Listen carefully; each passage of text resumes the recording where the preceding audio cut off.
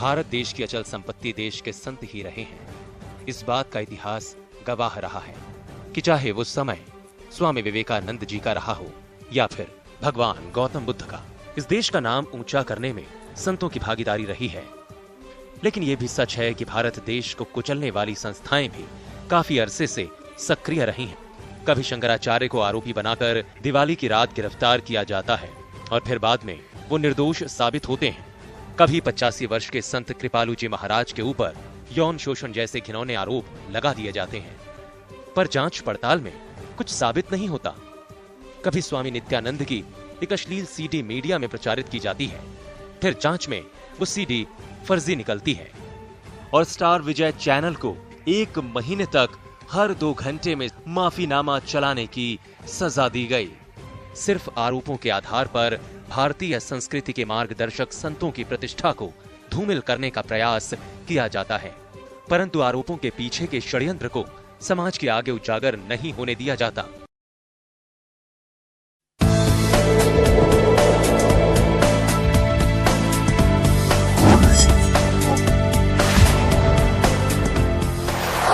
नमस्कार, मैं करण शर्मा अपनी सहयोगी स्वाति के साथ सुदर्शन न्यूज में आपका एक बार फिर से स्वागत करता हूं। संतों की बदनामी आखिर क्यों? संतों की बदनामी यानी देश और धर्म में बंटवारा यानी राजनीति को सहारा।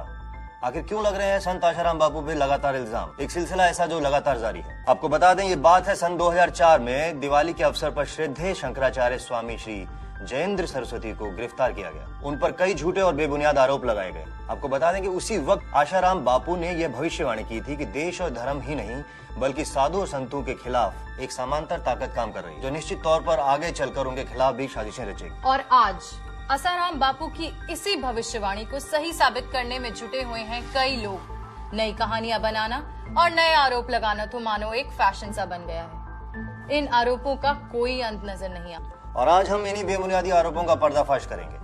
20 अगस्त 2013 को उत्तर प्रदेश की एक लड़की द्वारा आशाराम बापू पर छेड़खानी का बड़ा आरोप लगाया गया। तब उसने 20 अगस्त को दिल्ली के कमला मार्केट थाने में FIR लिखवाई। पुलिस ने धारा 376, 342, 509 और 354 के तहत रिपोर्ट दर्ज कर ली। इसके बाद जोधपुर पुलिस ने भी आसाराम के खिलाफ बलात्कार और धमकी की रिपोर्ट दर्ज की।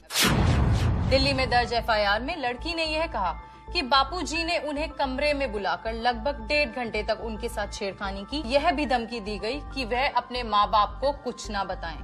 और आपको बता दें कि ये लड़की उत्तर प्रदेश की थी जो पढ़ रही थी मध्य प्रदेश के छिंदवाड़ा इलाके में, और एक घटना जोधपुर की बताई जा रही है। फिर FIR दिल्ली में क्यों? इस अहम मुद्दे पर कभी गौर नहीं किया गया और FIR दर्ज करने के लिए 5 दिन का इंतजार क्यों? जोधपुर पुलिस ने भी आसाराम के खिलाफ बलात्कार और धमकी की रिपोर्ट दर्ज की।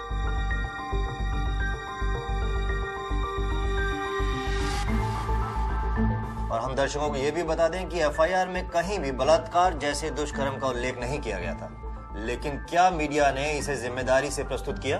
छानबीन शुरू होने के पूर्व ही कुछ न्यूज चैनल्स ने आरोप तक तय कर दिए और सीधी गिरफ्तारी की मांग कर डाली। बार बार यह दर्शाया जा रहा था कि बापूजी पर बलात्कार का आरोप लगाया है। जोधपुर पुलिस ने भी आसाराम के खिलाफ बलात्कार और धमकी की रिपोर्ट दर्ज।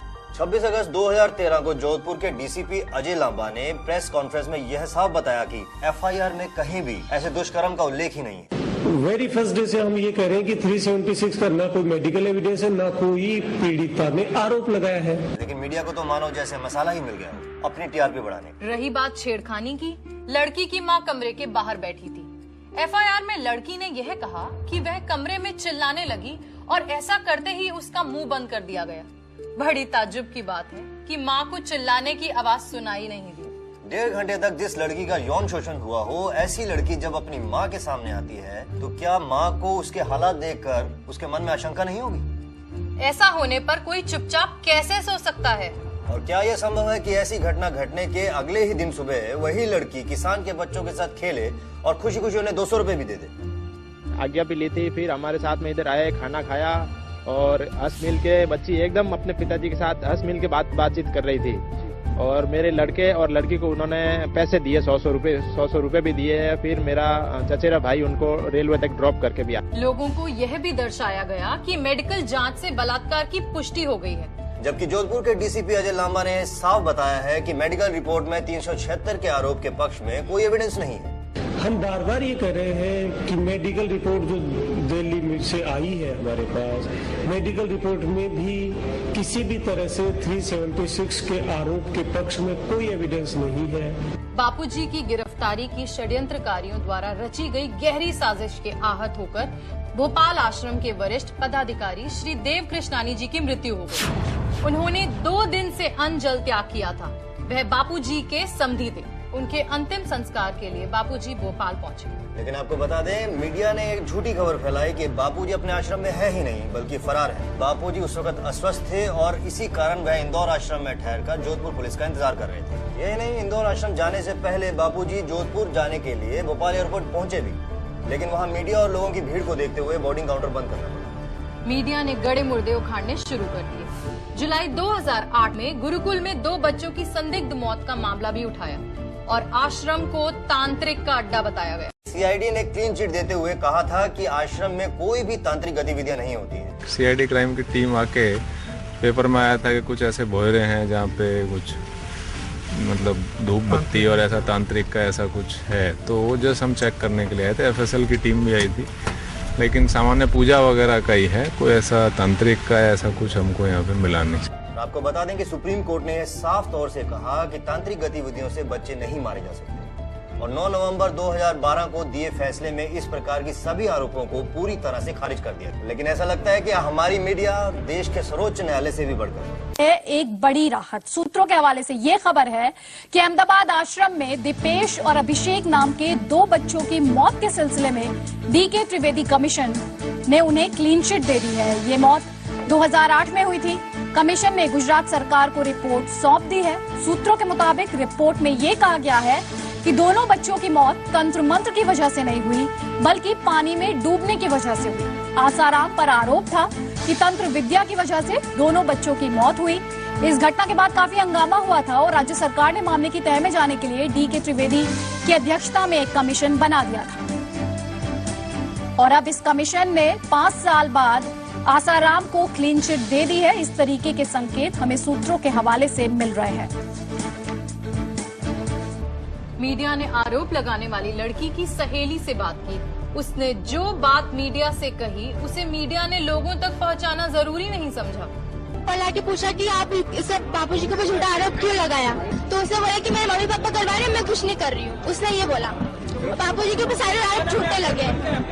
अधिकांश मीडिया द्वारा पूज्य बापूजी के चरित्र के साथ चीड़-फाड़ की साजिश की गई। यह बताया गया कि सरकारी वकील ने बापूजी की मेडिकल रिपोर्ट पेश की, जिसके मुताबिक बापूजी को यौन शोषण से संबंध रखने वाली बीमारी है। भी एक आरोप लगाया कि बूढ़ों की एक जो बीमारी होती है, जो कोई once in a blue moon कभी किसी बुजुर्ग के अंदर ये पाई जाती है, जो लड़कियों की तरफ खींचता है, वो बीमारी से ये ग्रस्त हो सकता है। आरोप लगाने वाली लड़की के वकील ने कोर्ट में कही गई बातों पर स्पष्टीकरण करते हुए कहा कि जिनके ऊपर ऐसे आरोप लगते हैं उन्हें पीडियोफिलिया हो सकता है, लेकिन उन्होंने ऐसा कहा नहीं था कि बापूजी को पीडियोफिलिया है।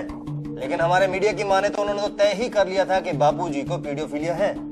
पूर्व आश्रमवासी वैद्य अमृत प्रजापति। आपको बता दें कि यह वही शख्स है जो आश्रम में दवाओं में हेराफेरी करते हुए पकड़े जाने की वजह से आश्रम से निकाल दिया गया था। और सोचने वाली बात तो यह भी है कि उससे किसी ने यह नहीं पूछा कि अगर आश्रम में रहने लायक माहौल नहीं था तो वह 18 साल तक आश्रम में कैसे रहा।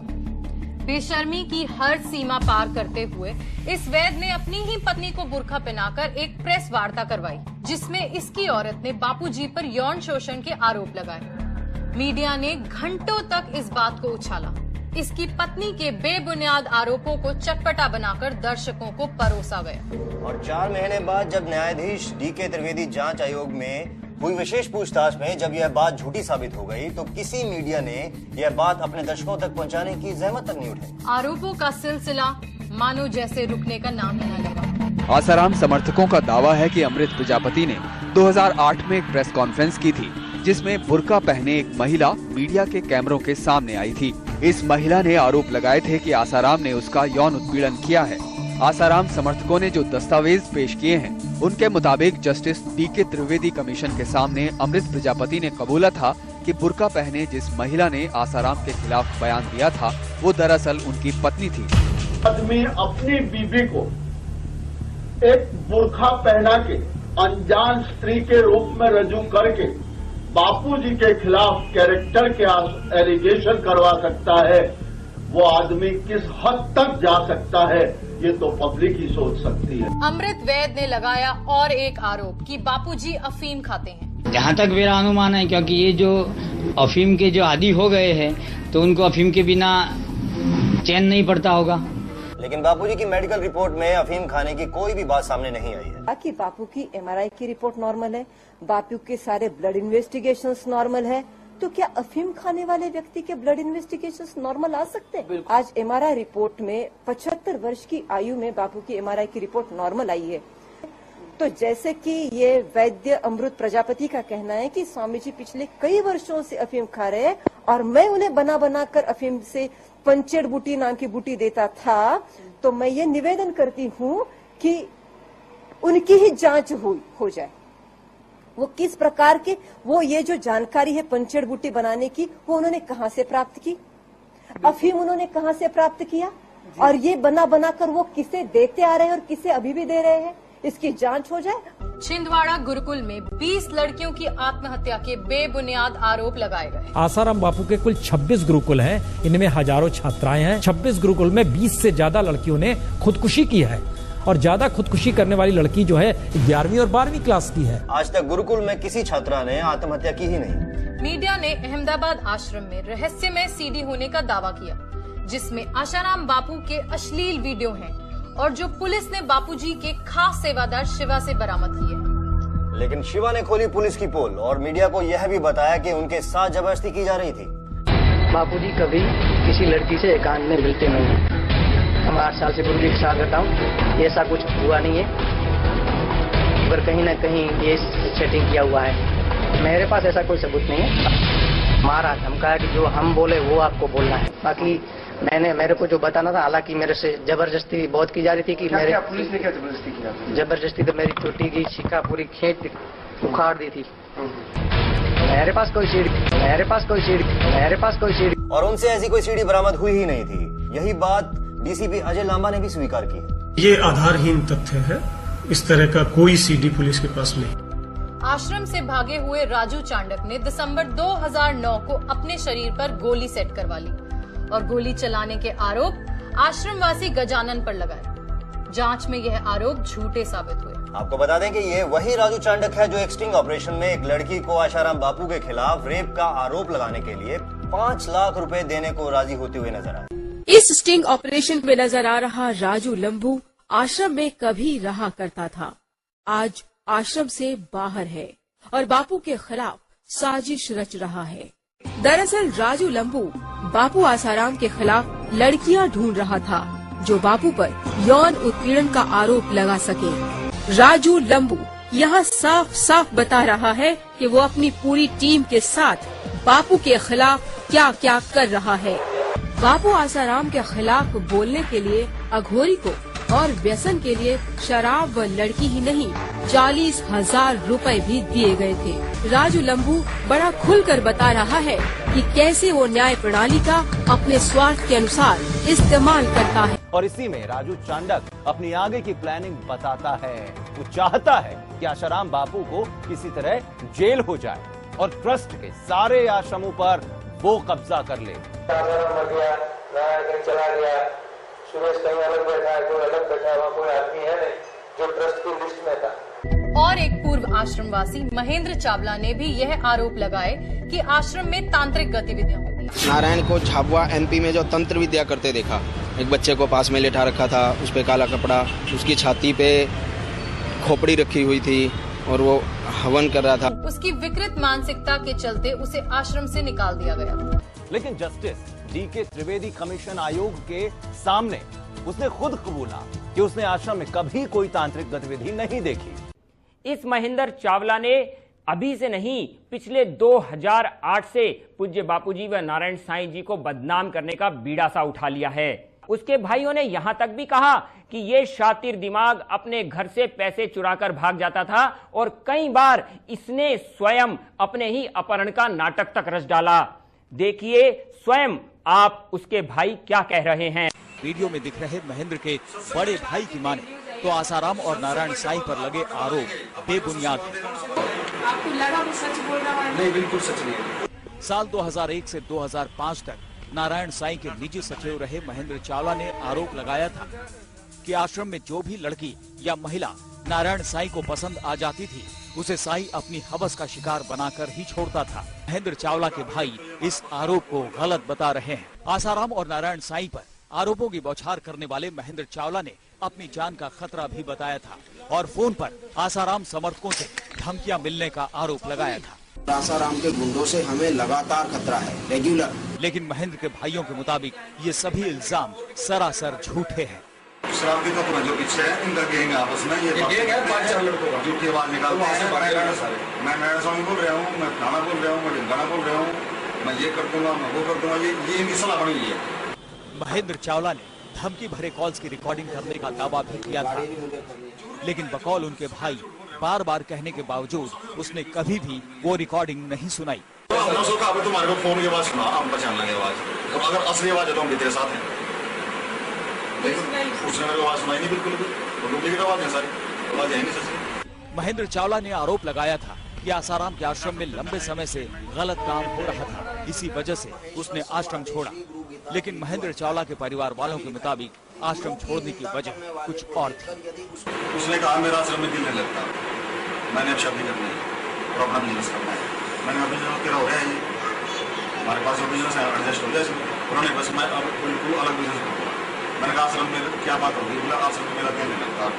मैंने कहा कोई गड़बड़ है, कोई बात है, हमारे को बापू से मिलते हैं, नारायण स्वामी से मिलते हैं, कोई ऐसी बात तो नहीं है, कोई ऐसी बात नहीं। महेंद्र चावला के भाइयों ने तो ये तक कहा है कि उनका भाई असामाजिक तत्वों के बहकावे में आकर ऐसे आरोप लगा रहा है। और कुछ असामाजिक तत्व जैसे शरारती तत्व उनके बहकावे में आ गए और जो कुछ बके जा रहे हैं।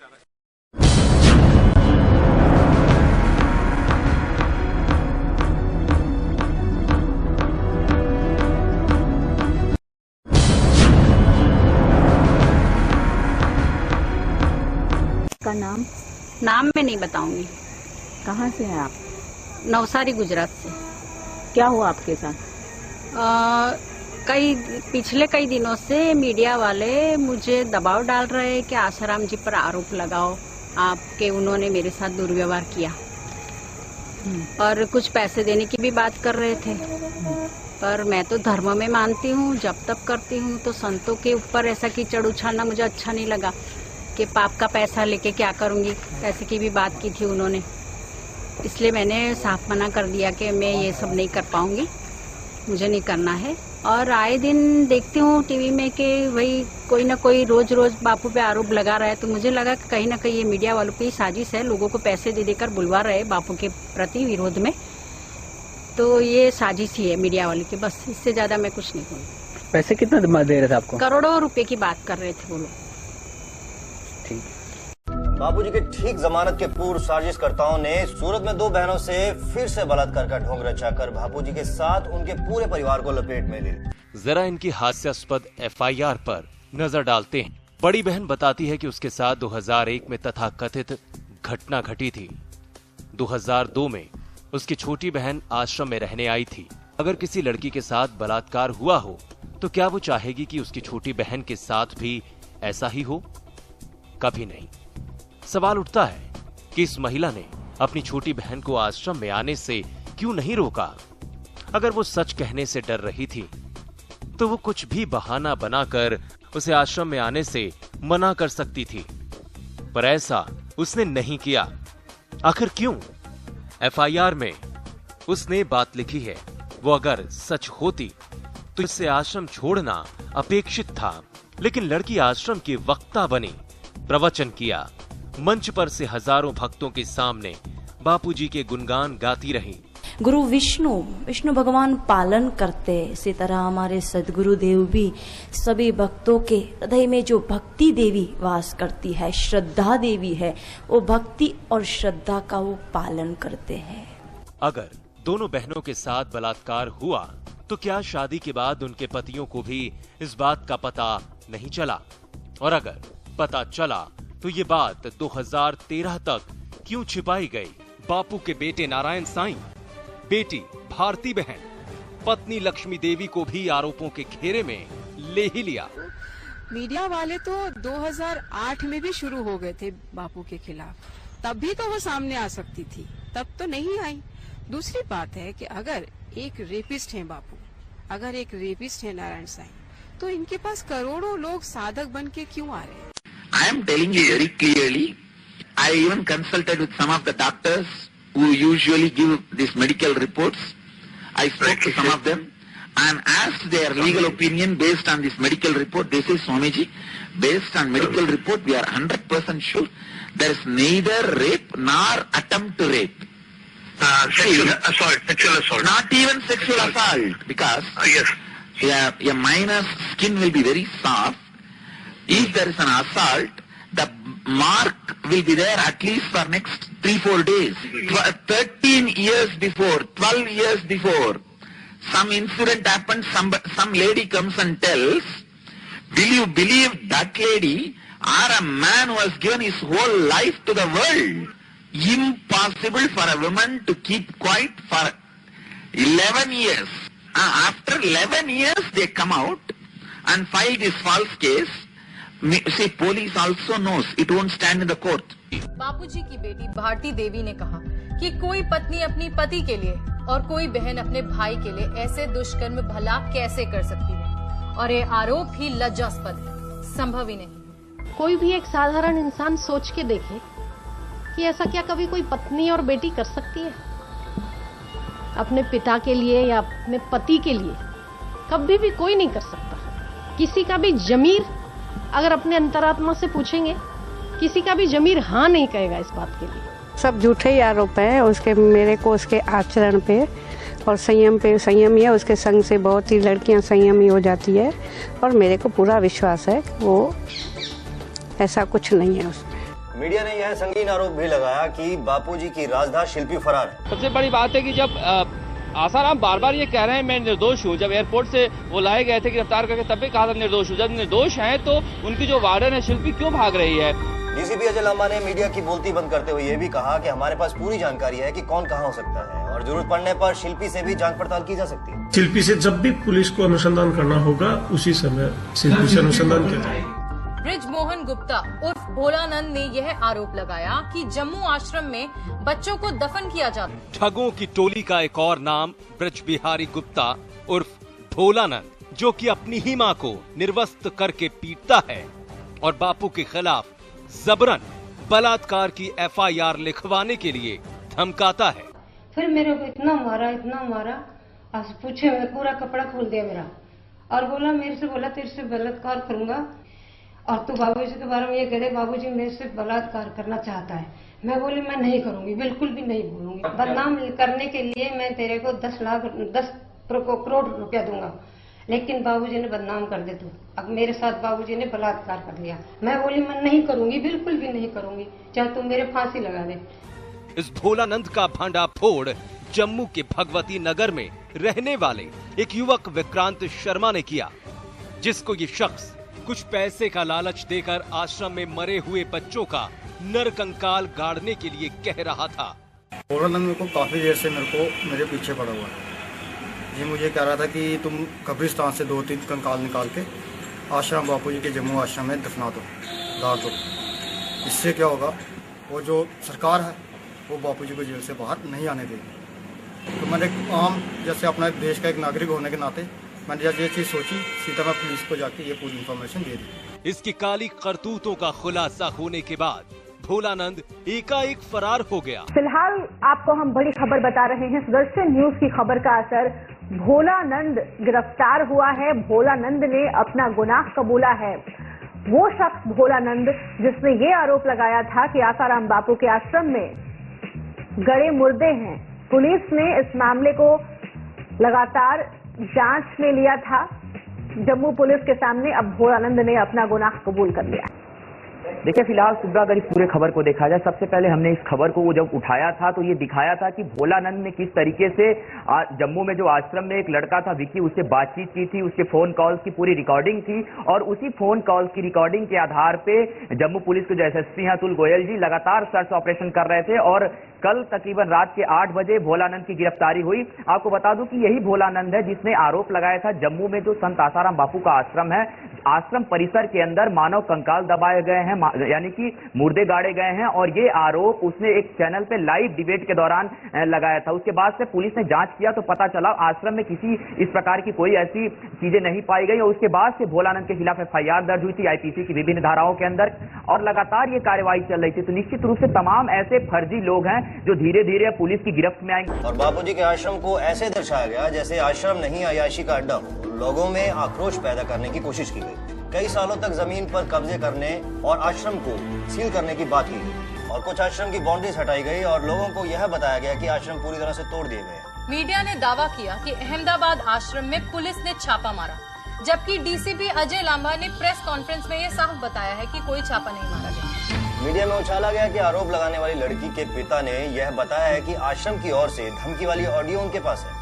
लड़की की पक्ष की ओर से ना ही ऐसी कोई शिकायत दर्ज हुई है और ना ही पुलिस को कोई ऐसी ऑडियो मिली। ऐसा दुष्प्रचार किया गया कि बापूजी के समर्थकों ने गुंडागर्दी की। हम आपसे पूछना चाहते हैं कि एक लोकतंत्र देश में अपनी मांगों को सामने लाने के लिए या भारत में अपने सबसे प्रिय संत को समर्थन दिखाने के लिए एक शांतिपूर्वक धरना देना भी क्या गुनाह है? और तो और कई जगहों पर निर्दोष समर्थकों को बड़ी बेरहमी से पिटा लाठीचार्ज हो गया यहाँ पर जोधपुर जेल के बाहर। जोधपुर जेल के बाहर लाठीचार्ज हो रहा है यहाँ पर। और सिलसिला सिर्फ आशाराम बापू तक सीमित नहीं है। संत नित्यानंद स्वामी, बाबा रामदेव, बाबा राम रहीम, संत कृपालू जी महाराज और स्वामी नारायण के संत प्रमुख स्वामी, इन सभी संतों पर किसी न किसी का आरोप लगाकर उन्हें बदनाम किया गया। यह लोगों को गुमराह करने की गंदी साजिश है।